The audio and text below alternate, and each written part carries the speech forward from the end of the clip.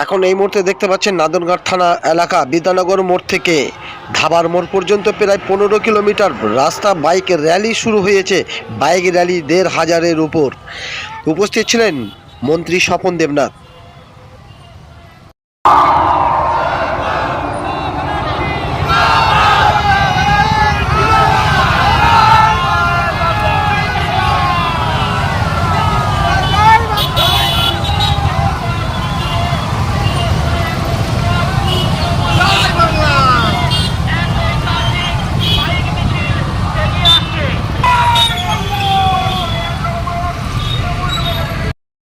দাঁড়িয়ে নির্বাচন কমিশন এবং বিজেপির আঁতাত প্রকাশ্যে চলে এসেছে।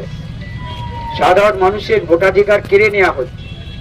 বিশেষ করে এই এলাকায় বসবাসকারী, সে সংখ্যালঘু হতে পারে, সে আদিবাসী হতে পারে, মতুয়া সম্প্রদায়ের মানুষ, তফসিল জাতিভুক্ত মানুষ, সকলের ভোটের অধিকার কেড়ে নিচ্ছে এখানে বসবাসকারী বৈধ মানুষের। তারই প্রতিবাদে আঙুলের ছাড় যতই করো হামলা আবার জিতবে বাংলা।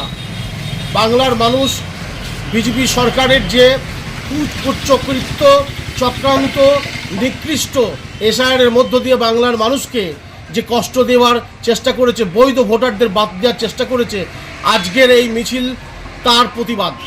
স্বপন দেবনাথের নেতৃত্বে বর্ধমান পুরুষতলা 1 নম্বর ব্লকের নেতৃত্বে আজকের এই মহামিছিল মানুষকে বুঝিয়ে দিয়েছে চতুর্থবারের সরকার মমতা বন্দ্যোপাধ্যায় আবার গঠন করছে। এই র্যালি কোথা থেকে কোথায় গেল? এই র্যালি শ্রীরামপুর থেকে আমাদের এই গোয়ালপাড়ার মোড় পর্যন্ত এই র্যালি হয়েছে। কত লোক আন্দাজ? প্রায় 1500 বাইকের এখানে সমাগম। আপনার নাম? আমার নাম রাশিদুল শেখ।